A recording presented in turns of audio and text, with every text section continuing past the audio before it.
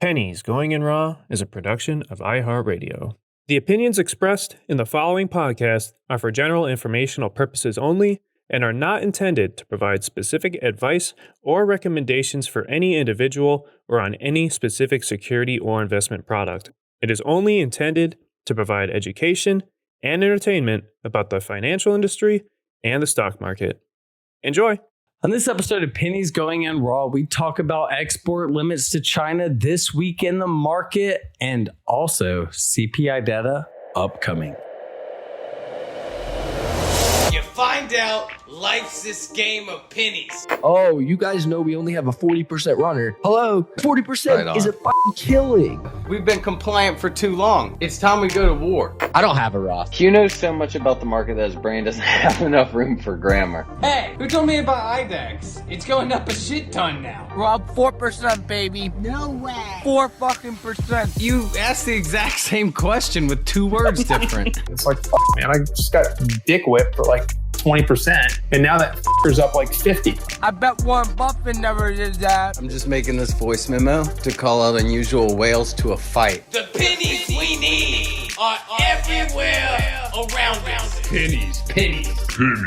Going in Raw. Featuring Dan, Deity of Dips, and Hugh Honey. Produced by Vinny. And Christian. Let's go, baby.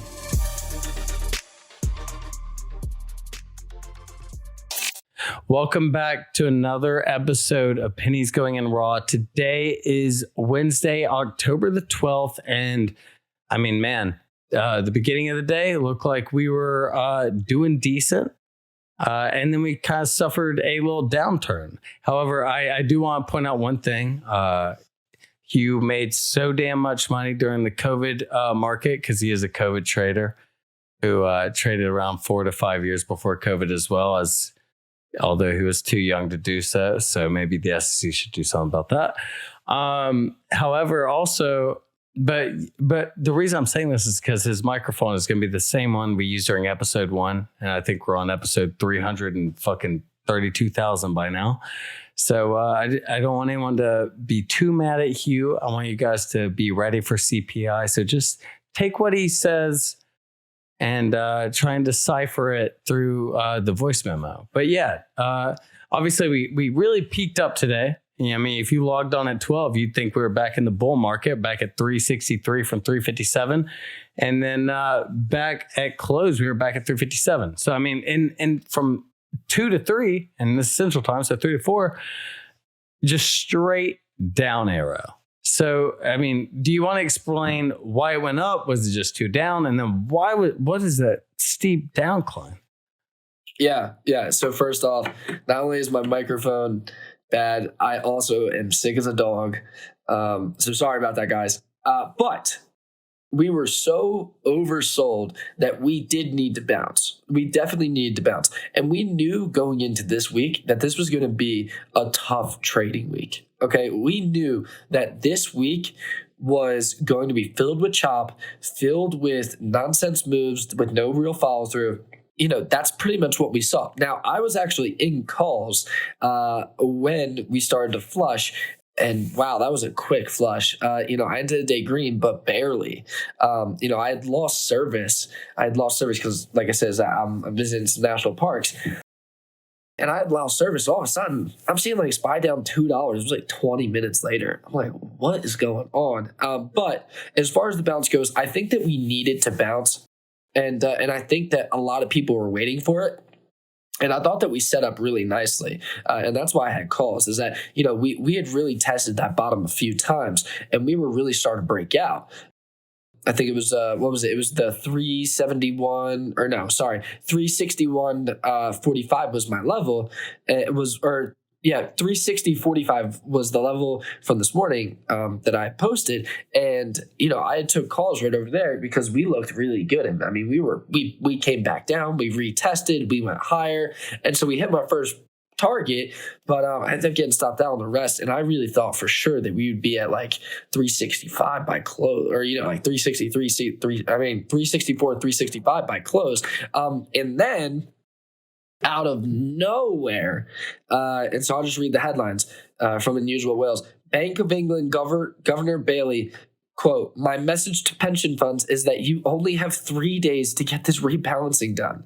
And then the next one immediately after is, "The Bank of England ends hopes for emergency program extension." And basically, like, it Can you sucks kind of define because, that for us idiots out here? well, basically, so as we know, pension funds, they rebalance mostly quarterly. And also another question: Does England's market really affect us this much all the time, or is this just a bigger than usual headline? This is a bigger than usual headline, but it's also because we also own some. I mean, we're so intertangled, all the economies, that it definitely does. It definitely does affect us, and especially because the thing is that the market doesn't like uncertainty. That's what we always talk about. Like, the market doesn't like uncertainty, and so when you're talking about pension funds, even if you just hear the outright headline, about my message to the funds involved is that you've got 3 days left now. You've got to get this done. So does that basically mean so essentially the person he was talking about right now is the Bank of England's governor. So that's who Andrew Bailey is. And he's saying that's the person who's telling all these funds that they have 3 days to balance out everything. What exactly does that mean for the hedge funds? That they have to buy and sell a bunch of stuff? Do they have to? What do they mean by balance out their hedge fund for, like, just the average person to kind of understand that? Because I mean, obviously this is a very important guy. He's the governor of the Bank of England. So what exactly is he telling these pension fund managers to do? Yeah, so basically, after the BOE expanded the purchases, the yield on the inflation basically was pretty steady, and then it went to elevated levels, and it basically said the central bank of the UK said that it bought roughly 2 billion, or about 2.2 billion, let's say US dollars, in inflation linked vehicles out of 5 billion in daily capacity. And so they're basically, the bonds purchases are meant to run out this Friday. So that's where the 3 days comes from. And the pension and basically like savings, that represent the pension funds, they basically need to extend the purchase, or else, like the banks basically the central bank is going to stop buying those inflation vehicles. And so I'll just read a quote, but just to put it, and this is from the New York Times. The central bank on Tuesday said that it would add inflation-linked government bonds to its program of long-dated purchases after an attempt on Monday to help pension funds failed to calm the markets. So basically, they bought these, inflation-linked bonds, and then that didn't help the market at all. And would you say Andrew Bailey is our Powell? Yes, exactly. And okay, so this is a quote. I'm looking at some stuff, and just to interrupt you, just really, really quick. I was just wondering if this is something to help their inflation, because how much Powell's, how much we're trying to do crazy shit to solve ours. And I was wondering how bad theirs was. 2019 was 1.7%. They are now at 9.9. Yeah, so, and so that's yeah. No, you're right, and that's the thing is that their inflation is about 15% higher than ours. Yeah, and ours went around 5x as well. But I mean, 10% is still again really, really bad. So they are in the same boat, if not worse than ours. Yeah, and so basically, when it's a really bad thing when they try and calm the markets by backing with real money, and that doesn't work. That's where, but on the flip side, that's where you get panic pressure coming from, and that's where you get the panic selling, and that's where you get capitulation. So maybe they capitulate sooner rather than later. And so I'll just read this quote. Dysfunctional in this market and the prospect of self-reinforcing fire sale dynamics pose a material risk to the UK financial stability. And so basically what they're saying is that you're creating, like, by creating this dumpster fire, it's a big risk to reward play, because what they're basically doing is that they're basically saying, hey, everything's cheap, it's time to buy this crap. And but on the flip side, by you coming out and saying, this and creating this like fire sale, if no buyers step up to the plate, and this is where we talk about like the selling pressure, if no buyers step up, then, and there's no bids, I mean, you could have halt down day. So it's a really big risk to reward. And I think that that's the scary part about all this, is that, all you need is really all you need is like people not to buy it, which again, and what I mean by buy it, I mean for real. And I also mean, the story, that, if they don't buy into their Fed and their belief inside the system, then, you're just going to smoke their market. And again, is that we're so closely linked to them. And again, we've already we started quantitative easing. Sorry, I am so sick. Quantitative easing that, I mean, we're going to be directly affected by that as well. And that's what we saw today. I mean, that headline came out and we got smoked like, I think 1% in no time. And it was like just really ugly. Yeah, all the progress we made, gone. Yeah, and the most interesting thing about all this is that, now that the UK had their, meetings, now we have ours coming up this week. And we'll get into that later. But another thing, well, we have two things. So obviously you're in Yellowstone now, and this is going to be a fun little transition. You're in Yellowstone, correct? And you're in like a hotel right now? Nice little art behind you. I am inside the Marriott in Jackson Hole. And so you've been taking your mom and your twin sister on a lot of, you've been treating them to a lot of things. I guess. I mean, you buy your dad a Corvette, so the least you can do is buy the women of the family some trips. Dad is here as well, but yes, I see where you're going. Right? Yeah, I see what you're saying. No. I guarantee you don't know where I'm going yet. I guarantee you that shit. So your mom is, she's clearly dating your dad, your father. Been married, yes. Correct. Whoever guesses spy, Friday Price gets to take Hugh's twin sister on a date. And get the hell out of here. They're going to have AirPods in. So if you want to, you'll basically be going on a date with Hugh in a woman's body. And you can ask him any stock questions and she'll be able to tell you. What are your thoughts on that? For starters, she literally doesn't know anything about the financial markets. I know that's you have an earpiece in. You're saying everything she says on the date. Yeah. I understand. Wow, that would be very cool. Yeah, sure. Yeah, we could do that. So H Squared. I don't know if her name's been released on the podcast. H Squared. If you're down for that one. You like H Squared? I don't know if she's been called that before. We'll like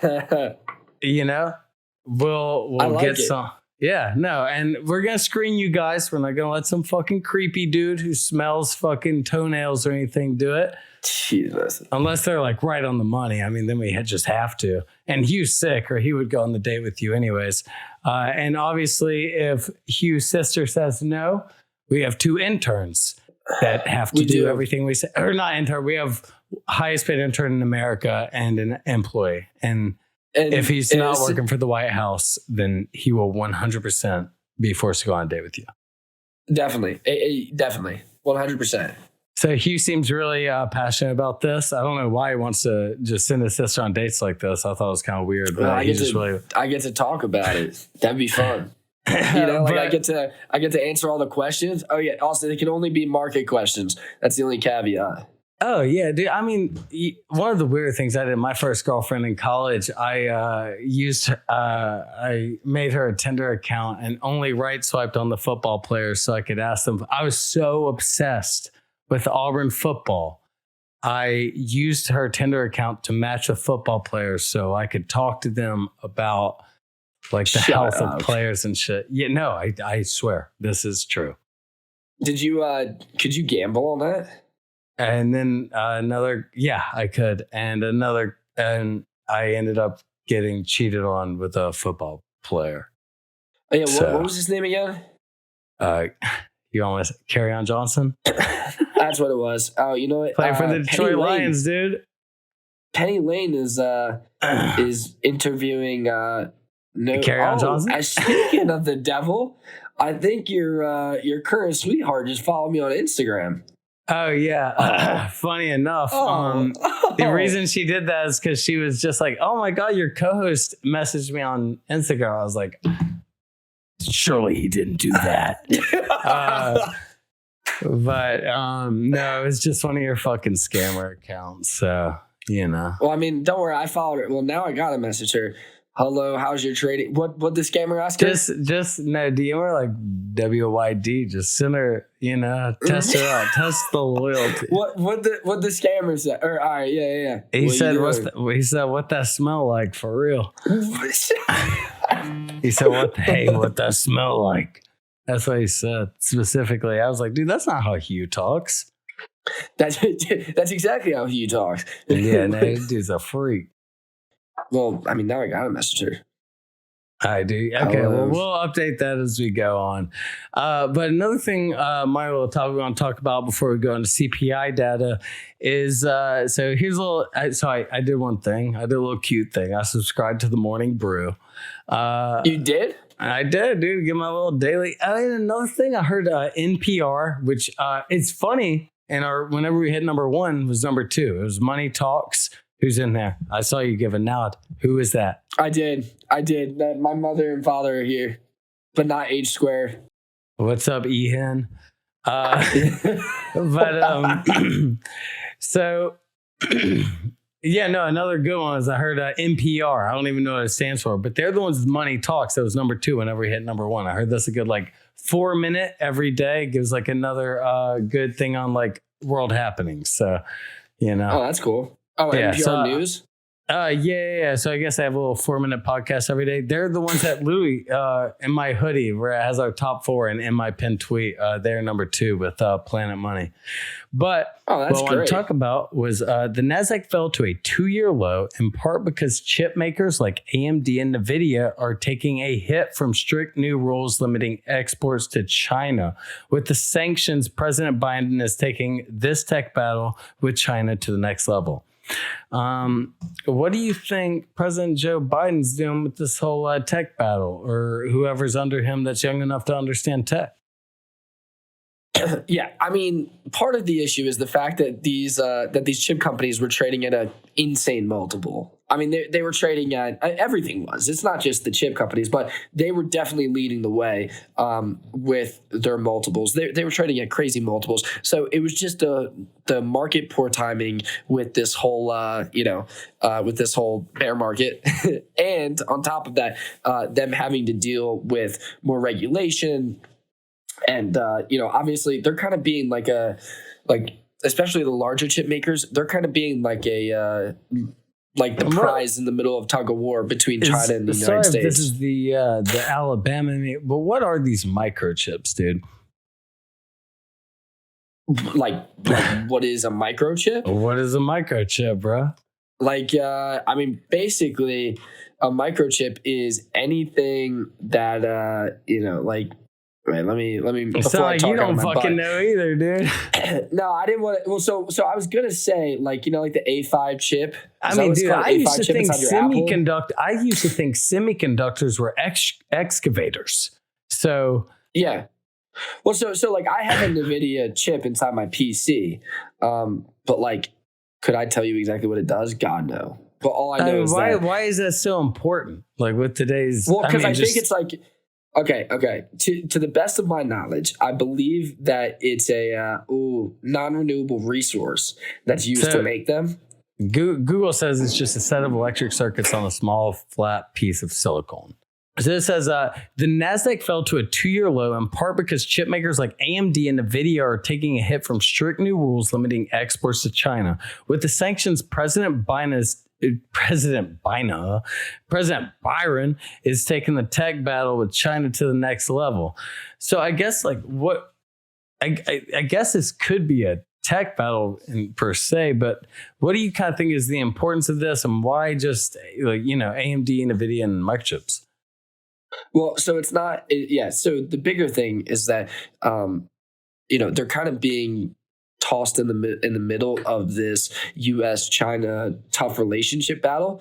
And that's just a shame, like there's nothing you can do about it. But, like you said, is that, with those strict exportation rules and, they're just being tossed in the middle of all this. And obviously, when you put like exportation limits on, it's like if you guys have been big into Wicked Tuna recently, the show, it's the same thing. Like if you limit the amount of days that they can go fish, obviously there's a supply and demand issue. And if you're not able to fish that many days, you're not going to have as many chances to catch. So it's the same thing with the microchips. If you can't export as much as you want, then you're not going to have the same opportunity inside those foreign markets. And I think that that's the bigger thing, and especially because microchips are in laptops and PCs and computers and pretty much anything that technology based. There's a pretty big market share. So that opens up a big opportunity to for other competitors to come in. And that's why you're seeing, NVIDIA, AMD slide. And of course, we are inside a bear market, so that doesn't help either. Next up, as we record this, about 45 minutes until Fed minutes come out. What is your prediction on how the minutes go? Yeah, so basically today, the minutes are going to come out from last month's call. So I kind of look at this as like the prelude to tomorrow, obviously being CPI. Now, we've talked a lot about CPI, and I'll just touch on it real quick because I do think that that's kind of the main event, and this is just leading up to it and will add some volatility. Now, CPI, if higher than expected, and higher than expected, and we hit a new high, I think that we actually halt down. Now, if we are higher than expected, which is actually what I think will happen because PPI today came out and that was higher than expected by about 0.1. And so that'll put pressure on CPI. So I actually think that CPI will be higher than expected. And I think we probably see somewhere around 347. They were a lot of people, or I don't want to say a lot of people, but some big buys were coming in to SPX 3490s. So that could be a nice little target spot, right around there. Like I said, though, I don't think we halt down unless we hit a new high on CPI. Now, as far as the Fed minutes, as Dan said, we have a few minutes until they come out. My hunch is that basically the Fed will continue to stay, raising rates, but they'll say that everything is improving, kind of like Biden said on a 60 Minutes interview about inflation is improving, stuff like that. And now, the reason that sounds bullish is because they're saying that things are improving. Or excuse me, the reason that sounds bullish but is bearish is because they're saying that things are improving, but all this really does is give them a window to now continue to raise rates. It's kind of like last week when we talked about the jobs report. A strong labor market allows them to continue to raise rates. So it's not, a wonderful thing if they try and spin this as a really good thing. It's not great. So, like I said, it'll sound bullish, except I believe that that, that all that will end up doing is kind of smoking the market. So if it's higher than, so basically what I'm saying is that I think that the Fed minutes will come out and will probably make a push for 365, because again, they'll say that they're going to continue to raise rates, but things are improving. So everybody will take that as bullish because we're seeing an improvement. Then I think, we'll make that push for 365, and then tomorrow CPI comes out. It's higher than expected, and we probably drop 15 to 20 points, probably to somewhere around 347 to 349 on SPY. That's pretty much my guess. Now, I'm not going to take anything overnight unless we have some really crazy great setup. But, maybe I'll take like a little lotto gamble put, like literally a gamble, if the theory does start to work out. But we'll see. So we just want to come on, give this segment, and then once Fed minutes are out, we'll come back and give a recap. And now that everything's come out, do you kind of want to give a recap of what happened and, the difference in your prediction and what exactly happened, where you were right and where you were wrong? All right. So Fed minutes were released about 45 minutes ago, and I went through and I read the minutes, and to sum it up, a whole nothing burger. But we will go through it. So the first thing that I want to talk about, because I always talk about this and I want to really hammer this thing home, is that, let me find it because I wrote it down. From the minutes, the quote, the labor market will need to weaken to bring down high inflation. The unemployment rate would likely rise somewhat, importantly reflecting the effects of tighter monetary policy. This is one of those things where I go, the Fed thinks that we don't understand what they're doing and how they're trying to do it. Like, the labor market will need to weaken to bring down high inflation. No, those two aren't coinciding with each other. The way it works, and again, we've talked about this so many times, is that the Fed needs to raise his rates to bring down inflation. When you raise rates, money's not as cheap, and as we're seeing, like Facebook the other day, or Meta, whatever, you put a freeze on hiring, and then the next step is that you end up not raising, or you continue to raise rates, and unemployment rates rise. So that's the first thing. So next up, for the next quote that I wanted to bring up was FOMC, quote, many participants emphasized that the cost of taking too little action to bring down inflation likely outweighed the cost of taking too much action. And basically what they're saying is that they're trying to make up an excuse for, I'll say like the last like two to 3 years. The cost of taking too little action to bring down inflation likely outweighed the cost of taking too much action. So basically, it's one of those things where like you don't act quick enough, and now it's like, oh well, like we didn't want to overdo it, until like we really felt like we had to. It's basically like backpedaling. Like, we should have done it earlier, but we were worried that that if we took too much action, it would be, too worse. Like that's one of those things where it's like the Fed is slowly trying to backpedal all these months. The next one is, and I wrote this down. I should have said it for the last one, but a few officials said unemployment could rise above forecast. Yeah, I mean, it's just the way that the world works. Every time that the Fed tightens, unemployment rates rise. It's just a cause and effect. That's all it is. Something else that I had, they said, let me find it. Several participants observed that as policy moved into restrictive territories, risk would become more two-sided, reflecting the emergence of the downside risk that the cumulative restraint in aggregate demand would exceed what was required to bring inflation down to 2%.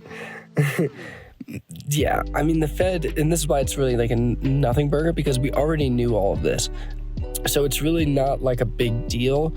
It's really just like the Fed trying to say like, yeah, like we should have acted earlier, but, we were worried that we were going to do too much and, we wanted to wait. So that's pretty much it. Like I said, that's pretty much a nothing burger.